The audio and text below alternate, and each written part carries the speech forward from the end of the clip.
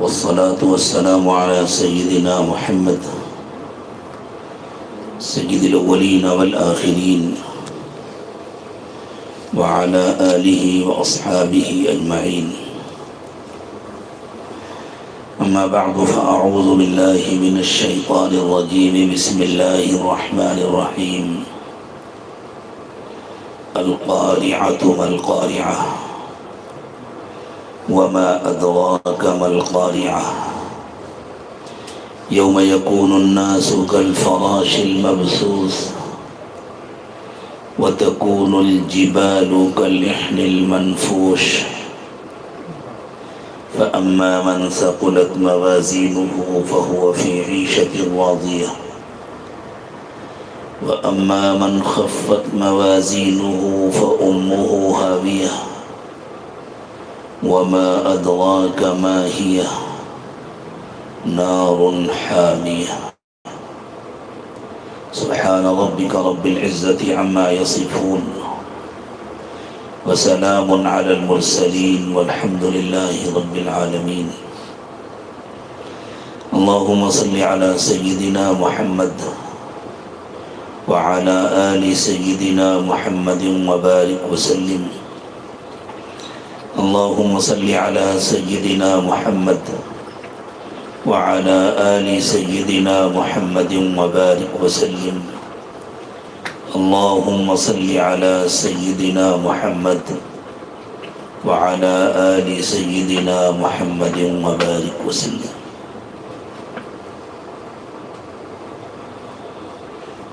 قیامت کا آنا تو طے ہے.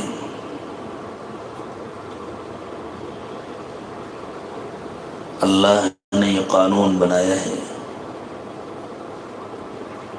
جو چیز بھی بنی ہے وہ ایک دن ختم ہوگی. ہر مخلوق کو ختم ہونا ہے، لیکن یہ اللہ کا بنایا ہوا قانون ہے. اللہ چاہے تو اس کو بدل دیں. یہ بات اس لیے عرض کر دی گئی کہ کسی کے ذہن میں آئے جنت کو بھی تو اللہ نے بنایا کیا وہ بھی ختم ہو جائے گی؟ جہنم کو بھی تو اللہ نے بنایا کیا وہ بھی ختم ہو جائے گی؟ روح کو بھی تو اللہ نے بنایا کیا وہ بھی ختم ہو جائے گی؟ تو اپنی ذات سے تو ان ساری چیزوں کو ختم ہو جانا چاہیے. بقا ان کی صفت نہیں ہے، بقا صرف اللہ کی صفت ہے.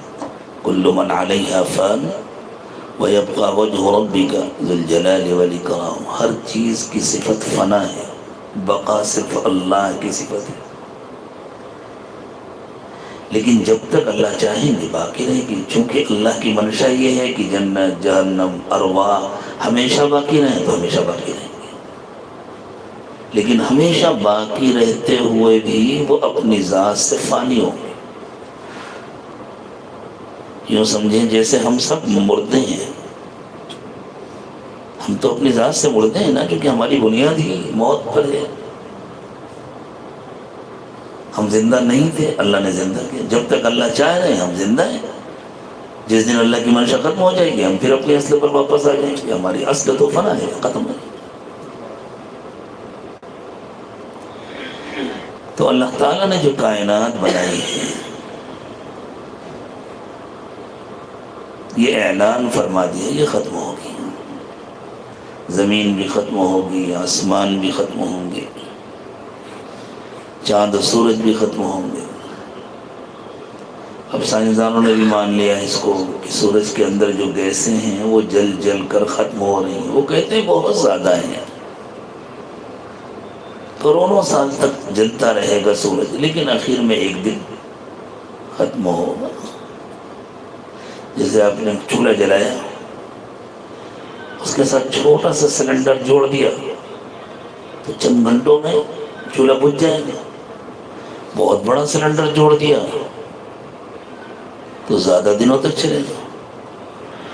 بہت بڑا گیس کا اسٹاک ہے، اس کا پائپ لا کے جوڑ دیا تو ہو سکتا ہے برسوں چلتا رہے. ایک دن تو ختم ہوگا نا اسٹاک. جب ختم ہوگا تو چولہا بجھ جائے گا. اسی طرح سورج بھی ایک چراغ ہے جو جل رہا ہے.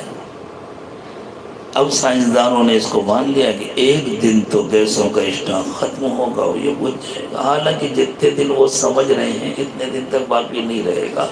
قیامت تو اس سے کافی پہلے آنے والی ہے. لیکن یہ انہوں نے بھی مان لیا کہ ہاں بھائی یہ ختم ہونے والی چیز. قیامت کے بارے میں ایک عجیب بات اللہ تعالیٰ نے فرمائی کہ قیامت اچانک آئے گی، بالکل اچانک آئے گی. اور ایک حیرت انگیز تمثیل سے اللہ نے اس بات کو سمجھایا ہے. دیکھیے یہ جھومر لٹکا ہوا ہے،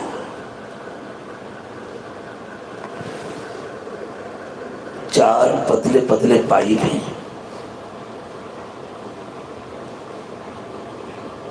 جن کے ساتھ میں یہ بلب یا جو بھی آپ ان کو کہیں وہ لٹکے ہوئے ہیں. ان میں سے ہر پائپ کی اپنی ایک سکت ہے جس کو کیپیسٹی کہتے ہیں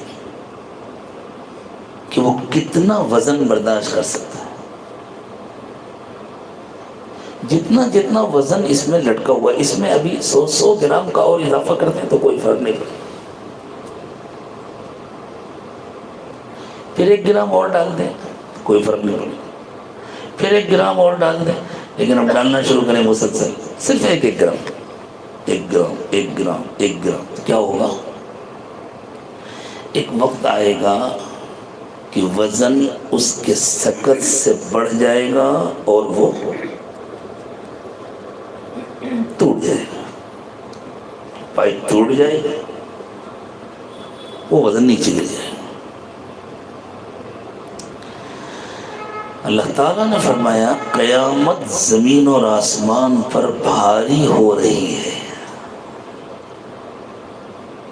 یعنی اللہ کی طرف سے آہستہ آہستہ آہستہ آہستہ آہستہ آہستہ وزن بڑھایا جا رہا ہے. وہ وزن ہے یا کچھ اور ہے، اللہ کی طرف سے ایسے اسباب پیدا کیے جا رہے ہیں. عربوں کی سیدھی سادھی زندگی ہوتی تھی، ریگستانوں میں رہتے تھے. یہ قرآن پاک کا نہایت اعلیٰ درجے کا معجزہ ہے. یہ قرآن بہت بڑی بڑی حقیقتوں کو بہت سادہ سی تشبیہ اور تمثیل سے سمجھا دیتا ہے. اتنی سادہ تشبیہات ہوتی ہیں، اتنی سادی تمثیلیں ہوتی ہیں کہ ریگستان میں رہنے والا ایک بدوی انسان بھی سمجھ جاتا ہے. اور ان میں اتنی گہرائی ہوتی ہے کہ اعلیٰ ترین محقق کو بھی الجھن نہیں ہوتی کہ کیا یہ دیہاتوں والی باتیں ہیں، دیہاتیوں والی باتیں. ہم تو پڑھے لکھے ہیں، وہ جتنا پڑھا لکھا ہوتا ہے نا اس سے زیادہ اس کے اندر وزن اور اہمیت اور عظمت نظر آتی ہے. اور اپنا سارا علم قرآن کے مقابلے میں بہت بونا محسوس ہوتا ہے. بونا جانتے ہیں نا، چھوٹے پتھر جو ہوتا ہے بہت چھوٹا لگتا ہے. یہ قرآن کا معجزہ ہے. یہ 2 صفات ایک ساتھ نہیں جمع ہوا. آپ دیکھیں دنیا میں جو بچوں کا ادب ہوتا ہے ان میں ہلکی پھلکی باتیں ہوتی ہیں، لیکن وہ بچپن میں ہی اچھی لگتی ہیں، بڑے ہونے کے بعد نہیں اچھی لگتی. اور جو بڑوں کا ادب ہوتا ہے اس میں گہری علمی باتیں ہوتی ہیں، وہ بچوں کے سمجھ میں نہیں آتی. ایسا اعلیٰ ترین آفاقی ادب تیار کر لینا کہ جس کو بچے بھی سمجھ جائیں اور بڑا سے بڑا انسان بھی اس کی عظمت پر سر دھنے، یہ بس اللہ ہی کی صفت ہے. اللہ کے سوا یہ صفت کسی کو نہیں مل سکتی، انسان کے بس کی بات نہیں. تو عربوں کی بڑی سادہ سی بدوی زندگی تھی، صحراؤں میں رہتے تھے، خیمے لگاتے تھے. اب اگر ان کو دودھ وغیرہ جانور کا دودھ دھوا بچ گیا، اسے رکھنا ہے تو کہاں رکھیں؟ جانور بھی آتے تھے، بلیاں بھی آتی تھیں، تو چھینکے ہوتے تھے. پتہ نہیں آپ کے یہاں چھینکا ہوتا تھا، چھینکا بولتے تھے، چھینکے ہوتے تھے. ان کو وہ خیمے میں اوپر باندھ دیتے تھے. اور اس پر وزن رکھ دے تو بلی اچھل کر وہاں تک نہ پہنچ سکے. نیچے سے کوئی جانور اس سے دودھ نہ لے سکے. کبھی دودھ رکھ دیتے تھے, کبھی گوشت رکھ دیتے تھے. ان کی پانی کی مشقیں ہوتی تھی, ان کو لٹکا دیتے تھے. خیمے کے جو ڈنڈے ہوتے تھے ان کے ساتھ میں پانی کی مشق لٹکا دیا, کھانے پینے کا سامان لٹکا دیتے تھے. تو اب مشق کی بھی اپنی ایک کیپیسٹی ہوتی ہے. جس کھوٹی میں لٹکایا گیا اس کھوٹی کی بھی اپنی ایک کیپیسٹی ہے کہ وہ کتنا وزن برداشت کر سکے گی. اگر 1 کلو کی اس کی طاقت ہے تو 1 کلو کا وزن برداشت کر لے گی. لیکن ½ کلو ہے, پھر پونا کلو ہے, پھر 1 کلو ہے, تو اگر مسلسل وزن بڑھاتے چلے جائیں تو نہیں برداشت کر سکے گی. کھوٹی بھی ٹوٹ جائے گی, رسی بھی ٹوٹ جائے گی, چھیکا بھی ٹوٹ جائے گا. تو بہت آسانی کے ساتھ اللہ نے یہ بات بتلا دی کہ قیامت زمین اور آسمان پر بوجھ ہے, اور اللہ اس بوجھ میں اضافہ کرتے جا رہے ہیں. ایک دن اچانک اس بوجھ کے بڑھ جانے کی وجہ سے یہ رسیاں ٹوٹ جائیں گی. اور حقیقت یہ ہے کہ یہ جو کائنات ہے یہ نہ نظر آنے والی رسیوں سے بندھی ہوئی ہے. کشش ثقل کی ایسی رسیاں اللہ نے بنائی ہیں کہ کائنات ایک دوسرے سے بندھی ہوئی ہے.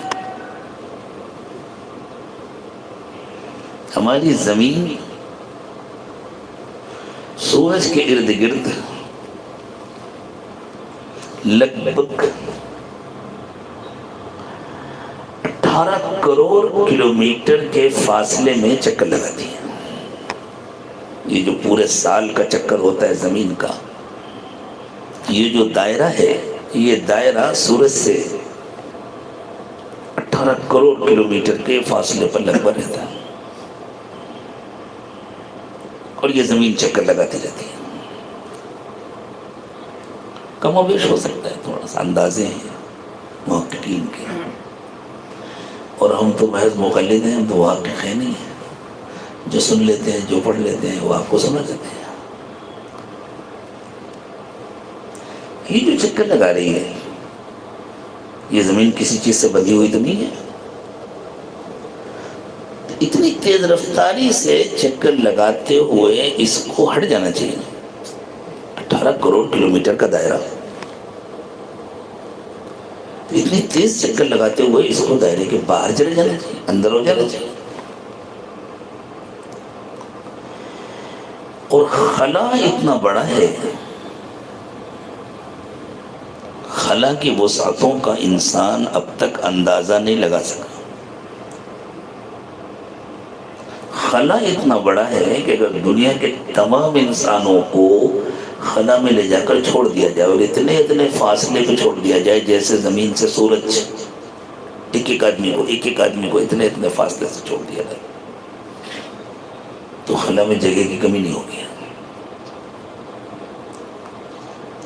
ہم سب زمین سے چپکے ہوئے ہیں.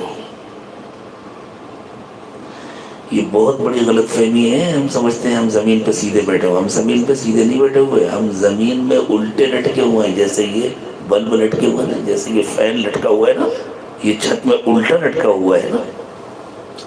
اس کو ہم فضا سمجھ لیں, یہ جو کمرے کے اندر کا خالی حصہ ہے, تو جس طرح یہ لٹکا ہوا ہے الٹا, اگر اوپر سے جو گرفت ہے وہ ختم ہو جائے تو اس کو گر جانا چاہیے نا. اسی طرح ہم فضا میں زمین سے چپک کر الٹے لٹکے ہوئے. اگر زمین ہم کو چھوڑ دے تو کہاں جائیں گے معلوم ہے. زندگی بھر ایک دوسرے کو دیکھ بھی نہیں پائیں گے, اتنا بڑا ہے خلا. لیکن ہم زمین کے ساتھ بندھے ہوئے ہیں, زمین نے ہم کو پکڑ رکھا ہے. جیسے کہ فین لٹکا ہے تو یہ نٹ بولٹ کے ذریعے ٹائٹ ہے, یہ بلب لگے ہوئے ہیں تو ان کا اوپر کا حصہ نٹ بولٹ کے ذریعے ٹائٹ ہے، ہم بھی زمین کے ساتھ اسی طرح بندھے ہوئے ہیں، لیکن یہ اللہ کی محبت ہے، اللہ نے اتنی زور سے نہیں باندھا کہ ہم ہل نہ سکیں، چل نہ سکیں، اور اتنا ڈھیلا بھی نہیں کیا کہ اڑ جائیں۔ اگر اللہ اور ڈھیلا کرتے ہیں تو ہم اڑ جائیں، ہوا کے جھونکے میں اڑ جائیں، لیکن ہم ہوا کے جھونکے میں نہیں اڑتے۔ اور اگر اللہ اتنی زور سے باندھ دیتے کہ ہل ہی نہ پاتے تو پھر کیا حال ہوتا؟ کھسکنا مشکل ہوتا، چلنا مشکل ہوتا۔ اللہ نے ہمیں ایسا بنایا کہ ہم ایک پیر اٹھائیں تو آسانی سے اٹھا لیں، دونوں اٹھانا چاہیں تو زمین کہے نہیں، اس کی اجازت نہیں ہے، پہلے وہ نیچے رکھو تب یہ اٹھے گا، ایک ساتھ دونوں نہیں اٹھے۔ اور اگر کوئی بڑی طاقت لگا کر چھلانگ لگائے تو بس زیادہ فاصلے تک نہیں جانے دیتی زمین، طاقت لگا کر چھلانگ لگانے کے باوجود تھوڑی دور جاتا ہے پھر رک جاتا ہے۔ ہوائی جہاز بھی زمین کو چھوڑ کر اڑتا ہے، لیکن وہ زمین سے باہر نہیں نکلتا، وہ زمین کی فضا کے اندر رہتا ہے، زمین فضا کے ساتھ مل کر ہے، وہ صرف مٹی کی جو سطح ہے اس سے اوپر اڑ جاتا ہے، فضا سے باہر نہیں نکلتا۔ فضا سے باہر نکلنے کے بعد خلا ہے، سیٹلائٹ وغیرہ خلا میں جاتے ہیں، لیکن وہ آسانی سے نہیں جاتے، ان کے لیے ہوائی جہازوں جیسے نامعلوم کتنے زیادہ طاقتور انجن کی ضرورت پڑتی ہے۔ اسی لیے اللہ تعالیٰ نے چیلنج کر دیا تھا، یا معشر الجن والانس ان استطعتم ان تنفذوا من اقطار السماوات والارض فانفذوا لا تنفذون الا بسلطان۔ انسانوں اور جناتوں، تم اگر زمین اور آسمان کے حدود سے باہر نکلنا چاہتے ہو، یا زمین اور آسمان کے حدود سے مراد زمین کی فضا اور دوسرے جو سیارے ہیں ان کی فضا ہے، اگر ان سے باہر نکل کر خلا میں جانا چاہتے ہو تو جا کر کے دیکھو، بہت بڑی طاقت کے بغیر نہیں جا سکو گے۔ اس میں یہ اشارہ ہے کہ ایک دن تم کو وہ طاقت ملے گی اور جاؤ گے، لیکن آسانی سے نہیں جا سکو گے۔ تو سیٹلائٹ وغیرہ کے انجن بہت طاقتور ہوتے ہیں، بہت زبردست دھماکے کے ذریعے ان کو بھیجا جاتا ہے، تب جا پاتے ہیں، بیچارے ہوائی جہاز نہیں جا سکتے باہر۔ تو زمین اس کی اجازت نہیں دیتی کہ باہر نکلے، پکڑے رہتی۔ اور اگر چند منٹ کے لیے، چند سیکنڈ کے لیے ہوائی جہاز کا انجن بند ہو جائے تو کھینچ لیتی ہے زمین۔ گرنا کیا چیز ہے؟ گرنا کوئی چیز نہیں ہے، اصل میں زمین کھینچتی ہے اپنی طرف، پکڑ لیتی ہے۔ یہ ایسی جیسے بچے پتنگ اڑاتے ہیں نا، تو اڑتی رہتی ہے، اس کے بعد ڈور کھینچ لیا تو واپس آ جاتی ہے۔ جیسے بال میں ربر کی ڈوری لگا کر کے پھینکتے ہیں تو دور تک جاتا ہے اور پھر وہ ڈوری کے ذریعے واپس آ جاتا ہے، اسی طرح گویا زمین تھوڑا سا ڈھیل دیتی ہے پھر کھینچ لیتی ہے۔ یہ جو بندھن ہے جس کے ذریعے سے ہم زمین سے بندھے ہوئے ہیں، یہ بندھن ہمیں نظر تو نہیں آتا نا۔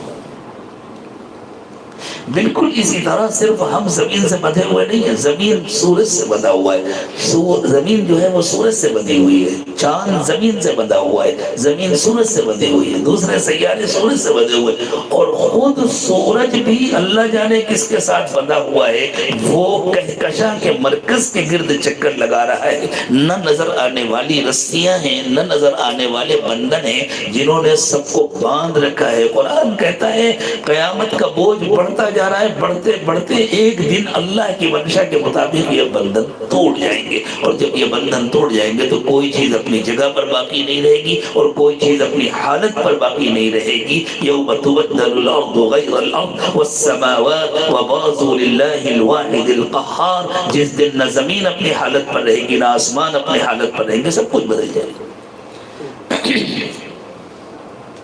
اس قیامت کا آنا تو طے ہے۔ اور آج اصل میں اس عاجز کو قیامت کے سلسلے میں گفتگو نہیں کرنی ہے، اس لیے جتنی بات عرض کی جا چکی ہے اتنی بہت کافی ہے۔ قیامت کی ایک اہم خصوصیت یہ ہے کہ قیامت بالکل اچانک آئے گی، اچانک۔ اس کو ایک چھوٹی سی مثال سے سمجھیے۔ ایک بڑے برتن کو رسی کے ساتھ باندھ دیجیے چھت پہ، برتن کی کیپیسٹی 100 کلو کی ہو، یعنی اس کے اندر 100 لیٹر پانی آ سکتا ہے، لیکن رسی کی کیپیسٹی 25 لیٹر کی ہو، وہ 25 لیٹر سے زیادہ وزن نہیں برداشت کر سکتے۔ بند دیجیے آرام سے اور برتن خالی رکھیے. پھر اوپر ایک سوراخ کر دیجیے جس سے ایک ایک قطرہ پانی اس میں گرنا شروع ہو. ایک ایک قطرہ ایک ایک قطرہ ایک ایک قطرہ گرے گا تو 25 لیٹر پانی کتنے دن میں جمع ہوگا؟ مولانا الیاس صاحب اس کوٹے میں بیٹھ کر کے حساب لگائیں گے کتنے دن میں جمع ہوگا 25 لیٹر پانی. ہو سکتا ہے برسوں لگ جائے لیکن ایک دن تو جمع ہو جائے گا نا. اور رسی کی کیپیسٹی 25 لیٹر ہے. برتن بہت بڑا ہے. 100 لیٹر والے برتن میں 25 لیٹر پانی پتہ بھی نہیں چلے گا. تھوڑا سا لگے گا چوتھائی ہوگا لیکن ایک ایک قطرہ گرتے گرتے گرتے گرتے 24 لیٹر ہو گیا, 24.5 لیٹر ہو گیا, 25 کے قریب ہو گیا, پھر 25 ہو گیا. اب رسیاں بالکل تنگ نہیں. لیکن ایک ایک قطرہ گرنے کا سلسلہ نہیں بند ہو رہا. چاہے وہ ہفتے میں ایک مرتبہ ایک قطرہ گرے, مہینے میں ایک مرتبہ ایک قطرہ گرے, سال میں ایک مرتبہ ایک قطرہ گرے, لیکن ہر قطرہ پانی کے وزن کو بڑھائے گا نا. بڑھتے بڑھتے بڑھتے بڑھتے پتہ بھی نہیں چلے گا. ایک وقت آئے گا چند رسیاں ٹوٹیں گی, برتن نہیں چلے گا. قرآن کہہ رہا ہے اس طرح اچانک رسیاں ٹوٹیں گی اور قیامت آ جائے گی. اللہ تعالیٰ نے قیامت کی صفات کے اعتبار سے اس کے بہت سارے نام قرآن پاک میں ذکر کیے. ایک تو قیامت کا نام قیامت ہے, لا اقسم بیوم القیامہ. ایک قیامت کا نام الساعہ ہے, اقتربت الساعہ وانشق القمر. قیامت قریب آ گئی ہے, چاند پھٹ چکا. چاند کو پٹ کر بھی تقریباً 1450 سال ہونے والے ہیں. اللہ کے رسول صلی اللہ علیہ وسلم کی انگلی مبارک کے اشارے سے چاند پھٹا تھا. قرآن کہتا ہے چاند پھٹ چکا, بس آنے والی ہے قیامت. اللہ تعالیٰ نے قیامت کا ایک نام رکھا ہے الواقعہ, اس لیے کہ اس کا ہونا طے ہے, چاہے جتنا لوگ انکار کریں. ایسے جیسے ایک ایک قطرہ پانی گر رہا ہے برتن میں, کسی بچے سے نہیں. یہ رسی ٹوٹ جائے گی ایک دن. ہوئے کیسے ٹوٹ جائے گی؟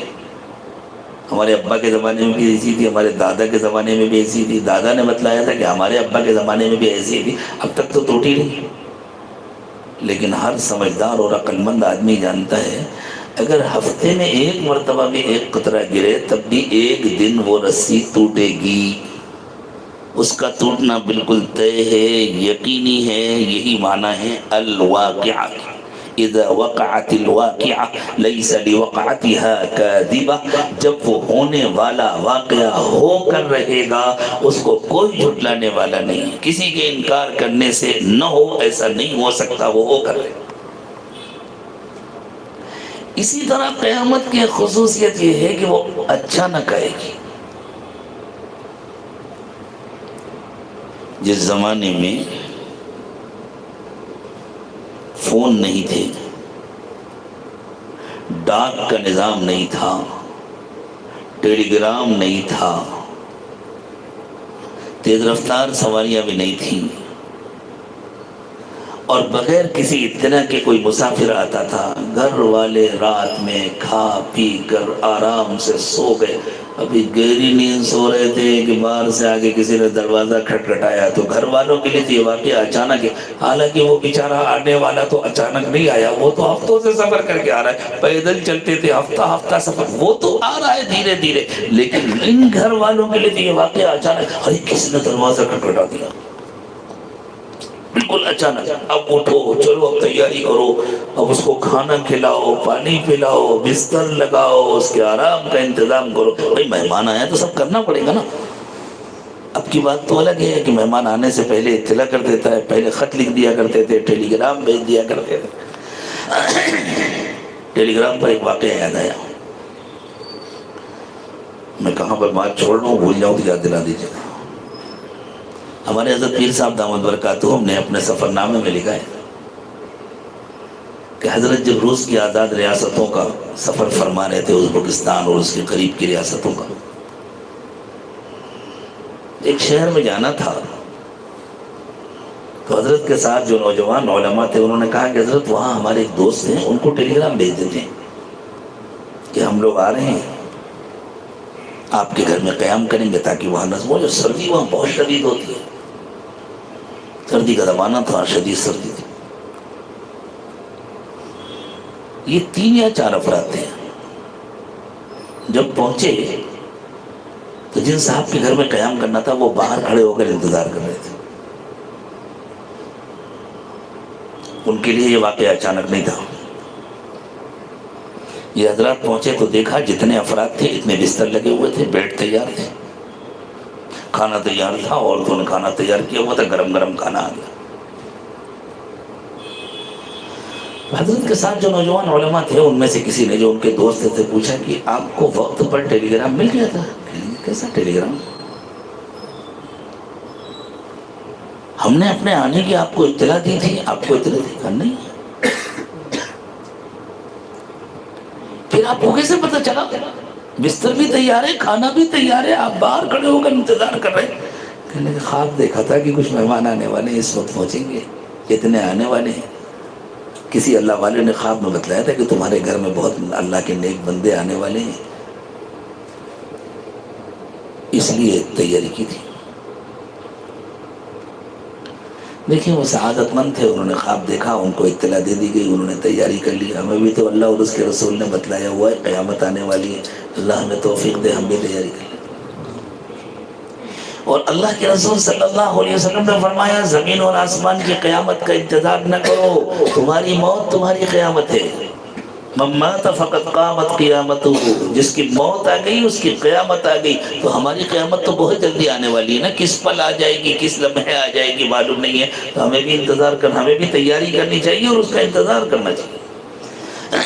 جس نے تیاری کر لی اس کے لیے تو ہمیشہ کے مزے ہیں، اور جس نے تیاری نہیں کی اس کے لیے مصیبت ہی مصیبت ہے. اللہ مصیبت سے ہم سب کی حفاظت فرمائے، تیاری کرنے کی توفیق عطا فرمائے. اب تو کسی کے یہاں جاتے ہیں تو پیشگی اطلاع کر دیتے ہیں، اور اطلاع کر کے ہی جانا چاہیے. کسی کے ہاں اچانک جانا بد اخلاقی ہے.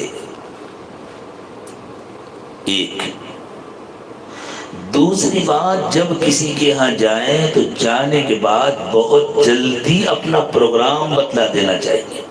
اتنی دیر میرا رکنے کا ارادہ ہے یا اتنے دن رکنے کا ارادہ ہے، تاکہ میزبان کو زحمت نہ ہو. میزبان تھوڑی پوچھے گا کہ آپ کا کیا پروگرام ہے، آپ کب تک رہیں گے. ہو سکتا ہے آپ صرف چائے پی کے واپس جانا چاہ رہے ہیں اور گھر میں عورتوں نے کھانا چڑھا دیا، اور بات نہیں میرے پاس تو وقت بالکل نہیں. تو اللہ کے بندے پہلے بتلا دیا ہوتا.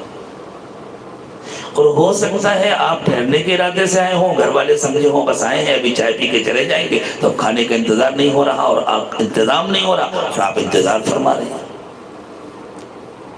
ممکن ہے میزبان کا پہلے سے کوئی کام ہو، کہیں اسے جانا ہو تو فوراً بتلا دیں.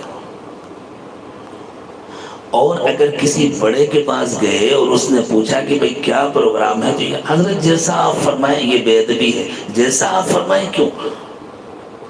آپ خود پروگرام بنا کر کے آئے تو آپ بتلائیے کہ حضرت میرا یہ پروگرام ہے، میرا آج رکنے کا ارادہ ہے، کل میں واپس جانا چاہتا ہوں. اس کے بعد اگر بڑے کہیں کہ نہیں اس میں تبدیلی کر لو تو کر لیں.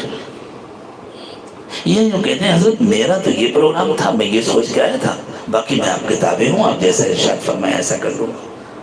بعض لوگ آتے ہیں، یہ تجربہ ہوتا ہے، ہم تو سنا کرتے تھے بڑوں کے بارے میں کہ وہ سمجھاتے ہیں سکھاتے ہیں، تو بڑے تو نہیں ہو سکے اب تک، اور اللہ کرے ایسی چھوٹے بن کے رہیں، چھوٹے بن کے دنیا سے چلے جائیں. لیکن بہرحال جن لوگوں کی تربیت کا کام اور ذمہ داری اللہ تعالیٰ نے سپرد کر دی ہے، ان کے ذریعے یہ تجربات ہوتے ہیں. اب تشریف لائے، اب اگر ان سے پوچھا کہ بھئی آپ کا کیا نظام ہے، کیا حضرت جیسا آپ فرمائیں، تو دل چاہتا ہے کہ ٹھیک ہے پھر ابھی اٹھیے اور چلے جائیے. حضرت تھانوی رحمۃ اللہ علیہ کے جا کر کے اگر کوئی کہتا تو یہی جواب دیتا، ٹھیک ہے پھر ابھی چلے جائیے، آپ کو پانی پینے کی بھی ضرورت نہیں ہے. تو یہ اصولی بات ہے، جب پوچھا جائے کیا پروگرام ہے تو بتلا دو کہ ہمارے یہ پروگرام، اور پہلے سے اطلاع کر کے اجازت لے کر آؤ. بغیر اجازت اچانک پہنچنا یہ بد اخلاقی. اپنے رشتہ داروں میں نہیں جانا چاہیے. آج کل کے خاص طور سے مصروف زمانے میں اب ویکینڈ ہے اس بیچارے نے اپنے بچوں کے ساتھ کہیں جانے کا پروگرام بنایا ہوا تھا، گاڑی میں سامان رکھا جا رہا تھا، ماشاءاللہ اچانک آپ کی گاڑی آگے کھڑی ہو گئی، لو بھائی 5 مہمان آئے ہیں اور کل تک قیام کا ارادہ ہے، تو چاہے وہ زبان سے اظہار نہ کرے لیکن اس کو غصہ تو آئے گا، اور چاہے غصہ نہ آئے اس کو تکلیف تو ہوگی۔ تو یہ مومن کا دل دکھانا، تکلیف پہنچانا حرام ہے۔ کیوں تکلیف پہنچانا؟ پہلے سے اطلاع کرو کہ میں آنا چاہتا ہوں، آپ کی کوئی مصروفیت تو نہیں ہے، اجازت ہو تو آ جاؤں۔ کوئی بھی بااخلاق آدمی تو نہیں کہے گا کہ نہیں اجازت نہیں ہے، لیکن اجازت لے کر۔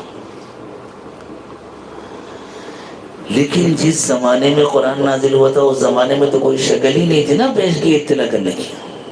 مسافر بیچارہ کہیں بھی جاتا تھا تو اچانک جاتا تھا اور جا کے دروازہ کھٹکھٹایا۔ دروازہ کھٹکھٹانے کو کہتے ہیں قرعن، قرع الباب۔ یہ ہاتھ کا اشارہ دکھ رہا ہے نا، ہاتھ ایسے ہی مارا کرتے تھے پہلے زمانے میں، جا کر کے یوں مارتے تھے دروازے پر۔ یہ جو ہاتھ یوں دروازے پر مارا جاتا ہے اس کو عربی میں کہتے ہیں قرع الباب، دروازے پر ہاتھ مارنا، دروازے پر دستک دینا۔ دستک چونکہ ہاتھ کو کہتے ہیں تو دستک دینا یعنی ہاتھ مار کر کے آواز نکالنا، اس کو عربی میں القرع کہتے ہیں۔ اس سے قیامت کی صفت بنی القاریہ، جیسے آدھی رات میں تمہارے گھر میں اچانک کوئی مہمان آ جائے کہ تم تو سو رہے تھے، تم تو ہوش میں بھی نہیں تھے، اچانک دروازے پر دستک ہوئی، اس طرح قیامت اچانک آئے گی، اور اس طرح تمہاری اپنی قیامت یعنی موت اچانک آئے گی۔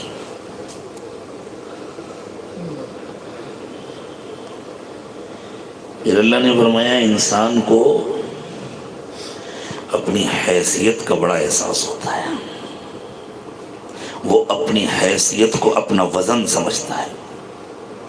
میں بہت بڑی حیثیت کا آدمی ہوں، اتنے کروڑ کا میرا ٹرن اوور ہے، اتنی بڑی میری کمپنی ہے، اتنا بڑا اور کشادہ اور قیمتی میرا مکان ہے، ایسی ایسی میری گاڑیاں ہیں، اور اتنی بڑی بڑی میری ڈگریاں ہیں، اور اتنے میرے تعلقات ہیں، اتنی میری پہچان ہے، لوگ میری اتنی عزت کرتے ہیں، میرے تو ایک فون پر کام ہو جاتا۔ تو انسان کو لگتا ہے میں بہت وزنی ہوں۔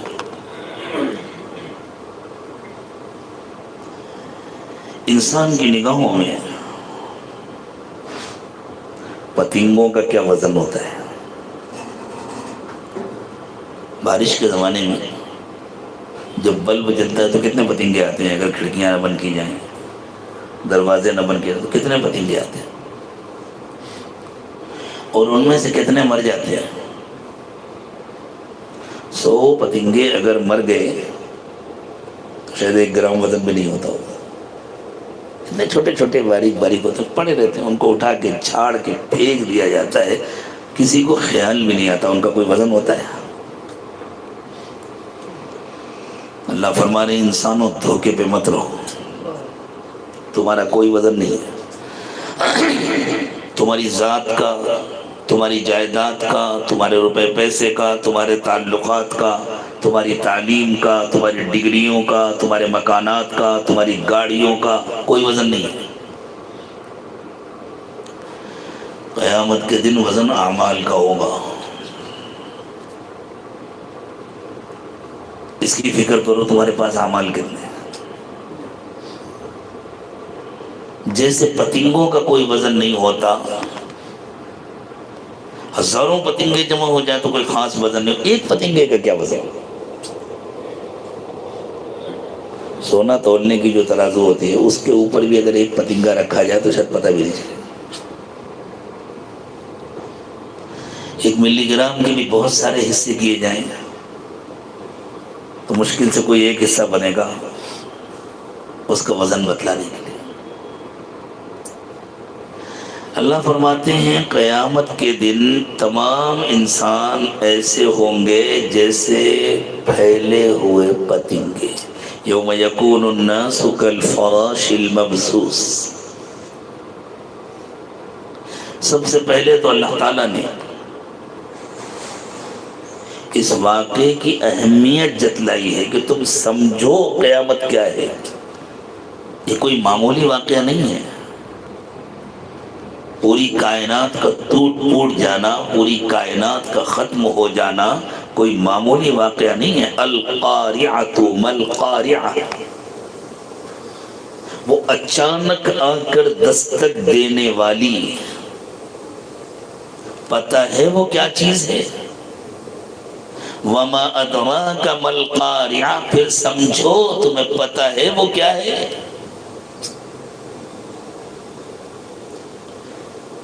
کوئی اندازہ نہیں لگا سکتا اس کی خطرناکی کا. اس لیے اللہ نے کہا بس اندازہ لگاؤ اس میں پیدا ہونے والے، اس میں برپا ہونے والے بعض واقعات کا. سب سے اہم واقعہ جو تمہاری ذات سے متعلق ہوگا وہ یہ ہے کہ تم چاہے جتنے پڑھے لکھے ہو، چاہے جتنے دولت مند ہو، چاہے جتنے بڑے صاحب اقتدار ہو، کسی صوبے کے وزیر اعلیٰ نہیں. ہمارے ہاں تو ماشاءاللہ اگر محلے کا ایک کونسلر بھی ہے تو اسے تعجب ہوتا ہے کہ میرے وزن سے زمین میں گڑھا کیوں نہیں ہو جاتا. میں اتنا بھاری آدمی ہوں، میں اتنا وزنی آدمی ہوں، میں یہاں پیر رکھتا ہوں تو زمین میں. پھر اسے ذرا تسلی ہوتی ہے، کرناٹک میں رہتے ہیں نا، ارے بھائی زمین میں گڑھا تو ہاتھی کے وزن سے بھی نہیں ہوتا، تو چلو زمین اگر مجھے بھی برداشت کر لیتی ہے تو کوئی حیرت کی بات نہیں. کسی ملک کا صدر ہو، دنیا میں بھی لوگ کتنے بے وزنی بے حیثیت ہو جاتے ہیں. دنیا کے بہت بڑے ترقی یافتہ سب سے بڑی طاقت والے ملک کے صدر صاحب کافی دنوں سے ان کی خیریت بھی نہیں مل رہی ہے، کہاں گمنام ہو گئے. اللہ فرمانے تمہاری چاہے جتنی بڑی حیثیت ہو، قیامت جب آئے گی تو تمہارا وزن ایک پتنگے کے برابر بھی نہیں ہوگا. ساری دنیا کے انسان ایسے بے وزن ہوں گے، ایسے بے حیثیت ہوں گے جیسے پھیلے ہوئے پتنگے. پھر اللہ نے فرمایا تمہاری کیا حیثیت ہے؟ پہاڑوں کو دیکھا ہے کتنے وزنی ہوتے ہیں پہاڑ. انسان کا جو وزن ہے، جس کو انسان وزن سمجھتا ہے، یہ ایک معنوی وزن ہوتا ہے. میری دولت، میرا اقتدار. اللہ کہہ رہا ہے تمہارا معنوی وزن بھی کچھ نہیں ہوگا، اور جو ظاہری وزن ہوتا ہے، جسمانی وزن، اس میں سب سے زیادہ وزنی اور بھاری پہاڑ ہوتے ہیں. پہاڑ کی ایک چٹان کو ہلانا آسان نہیں ہوتا. اس کمرے کے برابر اگر ایک چٹان ہو تو جتنے لوگ یہاں بیٹھے ہیں یہ سب مل کر کے ہلا پائیں گے اس کو. اور پہاڑ میں ایسی کتنی چٹانیں ہوتی ہیں. ہمالیہ پہاڑ کتنا بڑا ہے. آپ کے اپنے صوبے میں کتنے بڑے بڑے پہاڑ ہیں، کتنے اونچے اونچے پہاڑ ہیں. تو ان کو ہلانا بھی آسان نہیں ہے، ان کو تولنا بھی آسان نہیں ہے، ان کا وزن کرنا بھی آسان نہیں. اللہ فرماتے ہیں اس دن پہاڑ ایسے اڑیں گے جیسے دھنکی ہوئی اون.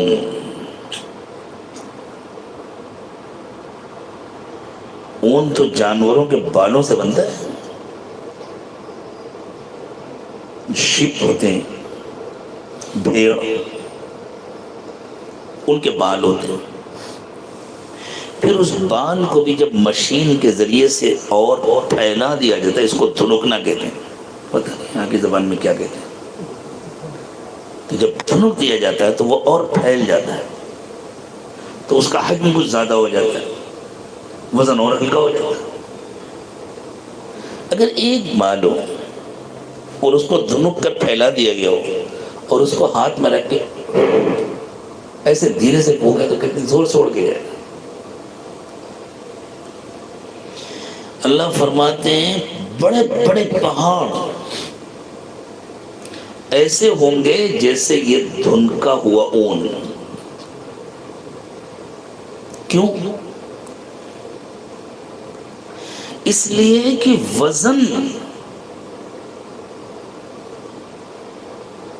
جس عمل کا نتیجہ ہے اللہ اس عمل کا خاتمہ کر دے گا.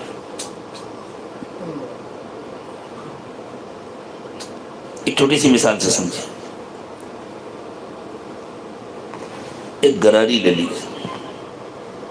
گراڑی جانتے ہیں؟ وہ گول سا پہیا ہوتا ہے جس کے اوپر سے رسی چلتی ہے, کیا کہتے ہیں اس کو؟ چکر.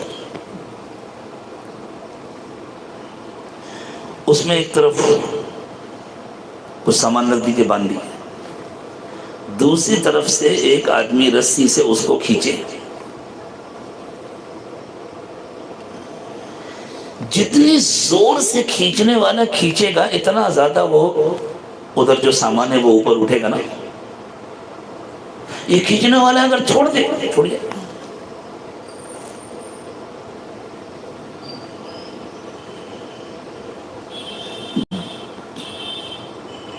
جم میں ایکسرسائز کرنے جاتے ہیں تو زور سے کھینچتے ہیں. جتنی زور سے کھینچتے ہیں وہ نمبر آتے ہیں وزن کے, وزن دکھاتا ہے نا, تو وہ وزن جو دکھا رہا ہے وہ اصل میں اس کے کھینچنے کے نتیجے میں دکھا رہا ہے. یہ چھوڑ دے وہ زیرو ہو جائے گا. یہ جو کشش ثقل کے بندھن ہیں, یہ جتنی زور سے کھینچتے ہیں اتنا وزن ہوتا ہے. اگر یہ بندھن ٹوٹ جائے سارا بدن خود بخود ختم ہو جائے گا.